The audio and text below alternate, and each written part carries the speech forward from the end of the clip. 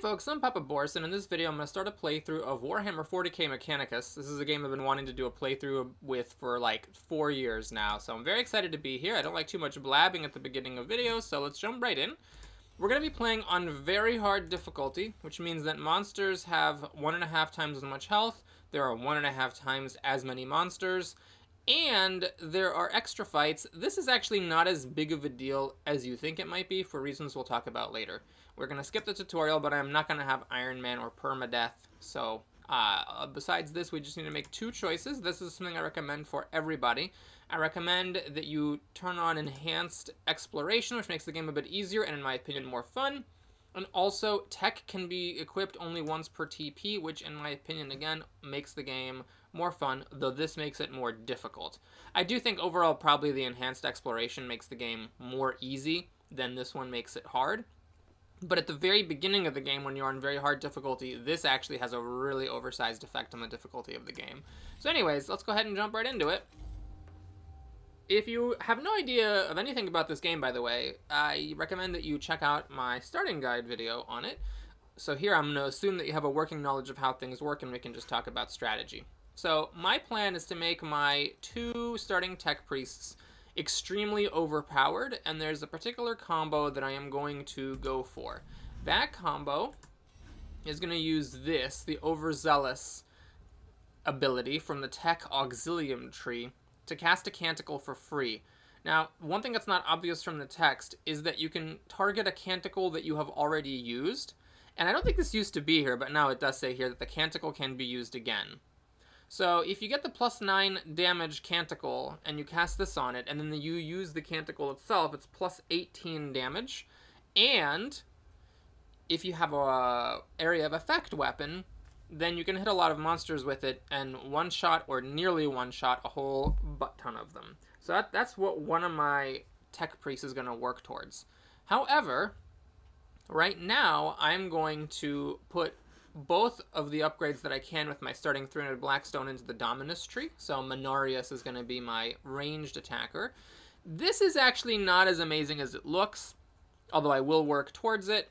This gives bonus damage, bonus armor, and bonus range when attacking with when attacking with weapons, but notice how it says if no melee weapon is equipped. Now it's a non-trivial loss. This tech priest will be getting in melee range of things. But even though there's probably other tech trees I would rather focus on first, like the Lex Mechanic, which gives cognition points, I find that when you're playing on harder difficulties, the damage boosts that you get from the Dominus tree are worth it. So we have the Servo Skull dealing damage, we have bonus damage on Machine Spirit. This thing is sort of whatever, but just getting that bonus damage out there I think matters because the enemies have so much HP. Although maybe you can make it work starting here as well, but this is the way that I've charted it out. So let's get the bonus range for ranged weapons, and let's actually also upgrade him again to get the arms, which give +1 damage when firing with an energy attack. So he's going to equip the starting pistol and these arms, and now this rather abysmal pistol will do 2 to 3 energy instead of 1 to 2, and then it'll deal 3 to 4 energy on Machine Spirit, which is every other attack. Now, the other tech priest will be my not really melee guy. That's one thing I love about this game. You don't really have these archetypes of like melee or ranged, but he will get the axe. And by the way, if you're curious, like this is what the is it not here? Oh, am I tripping? Yeah, they don't have it here. You can't turn it off after you turn it on, or at least at the moment. So that one thing, not the Enhanced Exploration, but then the other thing, which makes it so that you can only use equipment once per tech priest. If you don't have that on, which is the default difficulty, like you can have both people equip the axe and you can have both people equip the pistol, which makes the early game a lot easier when you do that. Anyways, I'm going to go ahead and save because I'm not super cocky. We're going to call this, and by the way, I recommend doing this in your own games. Make a save file for when you're in your ship, and also make a save file for when you're in the mission. That way if a fight goes badly, you can just reload right before the fight and call it a day. Okay, now mission selection when you're playing on very hard difficulty, I think has to be less about like what rewards you get and more about how easy the mission is.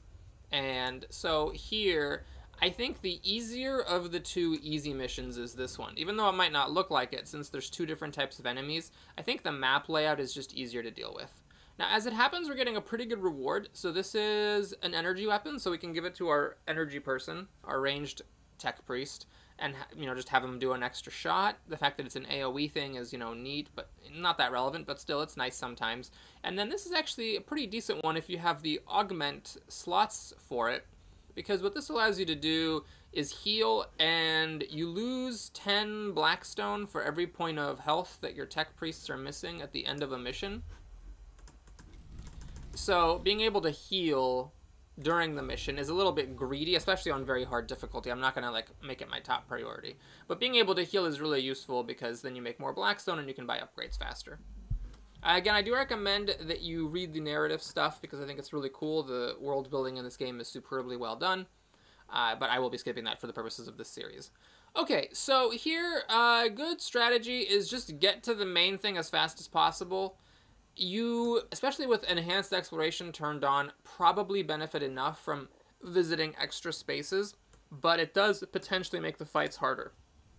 I am somewhat confident that the game clock aspect of this Necron Awakening is not a super big deal, but I don't want to make the missions any more difficult, especially early on before I'm overpowered. So we'll grab the cognition points and the Blackstone here, which is great. You really want those cognition points at the beginning of a battle. It's one of the best things you can get, and Blackstone is also very nice. You can upgrade more. One of the main things I'm hoping to get from these exploration events, though, are schematics, because with more schematics, you either get something that you want, or you take some junk out of the pool, so it's more likely to show up as a reward in a later mission. So it's never bad to get a schematic. So here we can get a cognition point, but I'm just going to be greedy. I'm going to take the Blackstone. If I can beat the mission, then I'm going to be glad to have the extra Blackstone. So now, as long as not having those 2 cognition points doesn't make the difference between 4 hit points missing at the end of the mission, I'll be happy about that. And here I am going to save. It's worth noting I am not going to go crazy reloading. I'm not going to go crazy reloading if I don't optimize the battle. I have done a run successfully on very hard difficulty where I lost plenty of Blackstone to my tech priest getting damaged, sometimes because of bad luck, sometimes because of my own mistakes, and then I still eventually got to where I needed to be, so I'm not super worried about it. Alrighty. So in this mission, at the beginning you have these 2 Necron warriors, and then later on some Canoptech scarabs are going to pop out of the vents over here, which we can't actually see, but they're going to pop out. They're these little things. They don't have that much HP. They can damage you and do a bit of damage and get acid on you, which makes you take damage over time, and they can also heal the fellow enemies. These glowing places are where enemies will come out of, and we're probably going to get some more coming out either on round 3 of combat or just because it's scripted. So some salient points to consider. You want to get a tech priest here to collect this cognition point every round, and at some point you also want to harvest the Blackstone from this. That's what this thing is. You can harvest it for 7 Blackstone, or for some number of Blackstone, and then the 7 HP, if you manage to destroy it, it will reduce the Necron Awakening by 2. This can make the battles a little bit easier. It can also, I'm going to do this just in case. I don't know if this person can reach. I haven't ever bothered to look up their ranges. I don't think it can hit me from here, but I'm not going to risk it. But the main thing about lowering the Necron level is for the overall metagame clock. But I'm not worried about that here. I just want to at some point come up and grab the Blackstone. I'm not concerned about the Necron Awakening. One noob mistake that's very easy to make is to put servitors, summon your servitor troops here. Do not do that. You want to bomb the enemy with them. And another very, very important strategic tip that may seem easy to talk when I talk about it, but is actually a huge difference maker, is you want to make sure that you delay to go after the enemies. So we're going to delay, let the enemies walk up and do nothing because I'm too far away for them to shoot me. Delay, this one walks up and does nothing. And so then I'm going to be able to go up and bomb these guys. Now this is my quote-unquote melee guy. So what I'm going to do is go up here And one tough choice is, do you get the cognition point or do you reveal the enemy's stats? I'm going to go for the cognition point here, just because I need it to attack with my weapon, and I also need it to summon the servitors. In fact, I am actually going to go all the way up here and attack this guy. So I'm being a little bit spendthrift with my CPs. But I want to do this so that he triggers an opportunity attack in order to attack me. The way these Necron warriors work is that they have only a ranged weapon equipped, so they cannot fire at you when they're next to you, because in this game, when you are adjacent to someone in melee range, your ranged weapons are deactivated. And so this and my servitor damage should knock those guys out pretty well. So now I'm going to grab a cognition point by standing next to this thing. And I'm also going to grab another cognition point from this big pool there.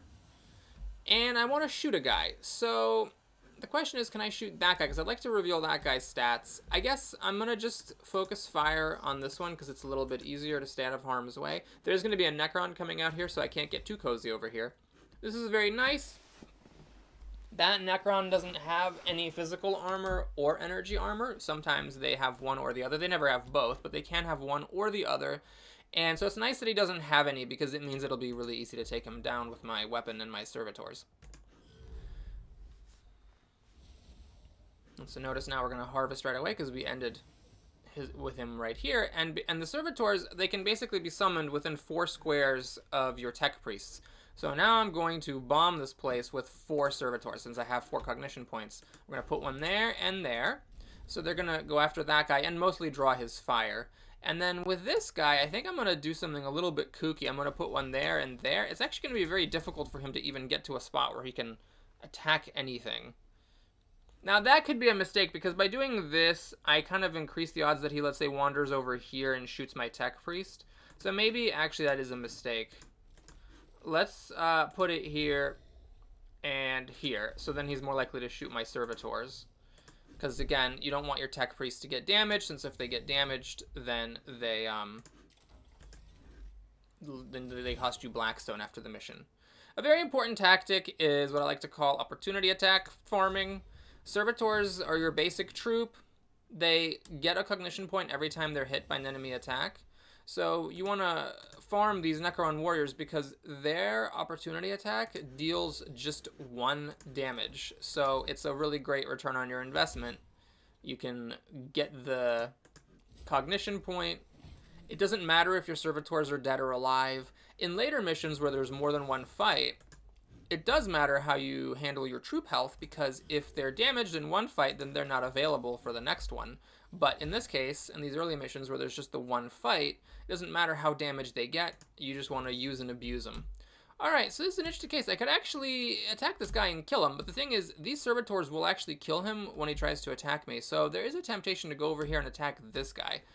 Main problem is, by doing this, I am going to hurt him a bit, but possibly not enough to actually kill him. And unfortunately, I can't attack him from this corner. So what I'm going to do, actually, is just pass the turn. I'm going to do nothing with him whatsoever, because I don't need to right now. He'll do an opportunity attack, and it won't cost any cognition points.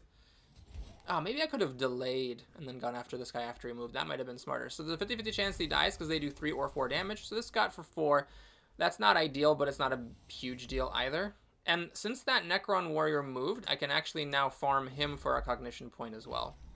Yeah, I think I made a tactical blunder. I should have delayed, not canceled my turn with that guy. Okay, so now we're going to pass. And then you, I'd like to really, oh yeah, so thanks to my ranged, my bonus range from my Dominus upgrade, I can actually shoot this guy for 3 to 4 damage. It's got Machine Spirit on, and we can reveal his stats. So he does have energy armor, which is actually fine. Actually, I would have killed him if I had just gone up and attacked him with my melee guy, so oopsie on that. We'll take an opportunity here to grab the Blackstone. 75 is a lot, and I think I'm just going to move back so I can maybe get over here and get that cognition point next time. So this guy's going to die. And there's the scarabs. So gotta be a little bit careful with these. I don't want to get my tech priest damaged. It's not the end of the world if they do. But, you know, if we're trying to be optimal and you want every advantage you can get on these hard difficulties. Okay, what I'm going to do is I'm actually just going to walk up here with my servitor and just block in the scarab, which is actually quite convenient. I can do that. I don't know if I can one-shot them with Machine Spirit. Looks like I did. With Machine Spirit, they do 4 to 5 damage. Alright, and then you... Is there another Canoptic Scarab? There is. So you want to eventually kill enemies. If they respawn, they just come back with full health, which is terrible. But I think this will be over before that happens. So, so interesting. With Machine Spirit, I one-shotted both those scarabs. I don't know if I got lucky and rolled 5 damage, because they weren't revealed. When an enemy's stats aren't revealed, you don't know how much health it has, or how much damage you're doing to it. So I don't know if I did 5 damage and they had 5 health, or if 4 damage is enough to kill them. But now I can go up to this guy, and this will be a guaranteed kill. And when you do get a kill, if all the enemies are dead, even if there's some that haven't been finished off, you still finish the mission. Okay, what's happening? Oh, there's another guy here! Okay, didn't know that. Oh, jeez. Now, this is awkward as hell. I just completely missed the fact that that was a thing. I guess I'll use this to reveal his stats. Alright. Well, I'm gonna need to hustle and bustle on over there because... yeah, I'm gonna need to whack them with my axe. The servitors are too far away to get there. I was perhaps a bit greedy. But okay, so now the servitors do have a function. Much like Conjunction Junction, they will finish off these Necrons so that they don't reanimate. Maybe it would have been smart to try to get by with just 3 servitors. I mean, I really mauled these guys, but, you know, maybe I should have tried to get by with 3. Oh, Lord. Okay, well, let's shoot you. Okay, so this guy's 8 health. Luckily, that one also didn't have any armor. We're just going to go here. I don't need to use this because I'm at full cognition, so we'll just make sure he can't shoot me. Alright, and hopefully we can kill this guy this round. It would be nice to, so that we don't get that second level of Necron Awakening. I actually got a little bit lucky. The events in each level are scripted, so you get the same events every time, but the layout is random. So in this case, I actually got to the map very quickly, such that this hasn't been tripped. Every square that you move, in like that mini map before you get into a mission, eats up 2 of these bars. So we'd already be at level 2 if the layout hadn't been optimal. Also, I'm being really dunderheaded here because I should have delayed my turn until this guy went. He's coming up next. Luckily, I got a critical hit, so I am going to kill him when he provokes an opportunity attack against me in order to bring back and attack me. But if I hadn't done the maximum 5 damage, he actually could have survived the hit and the opportunity attack and then shot me, and I would have lost 30 or 40 Blackstone. So I needed to make sure I delayed there to prevent that from happening. But anyway, I got lucky, and I got lucky. If you're not familiar, by the way, critical hits are... max damage, and they pierce all armor. So they are very, very nice when you're attacking an enemy that's armored against the same damage you've got. Okay, so we got this. Let's take the schematic. If you get a cognition point reward and your cognition gauge is full, you actually get Blackstone. So it could have been a... There's an argument to be made for taking the Blackstone there, but I really want to get the schematics because there's a particular weapon I'm trying to get, and I want to maximize my odds of getting it. This is actually a very nice pickup, so we'll see what we can do with that. But that'll be next time. Thanks for watching. Hope you enjoyed it. Please like and or subscribe, and I'll see you again soon for Mission 2. If you want, you can also watch the reward screen. It's very satisfying. You collect Blackstone for every enemy that you kill. So as the missions get harder, you also get bigger rewards. And then, of course, we get the rewards for the mission itself. So a healthy chunk of Blackstone has been acquired, and we only got 1% on the gauge, which is nicer than I am sometimes able to do it.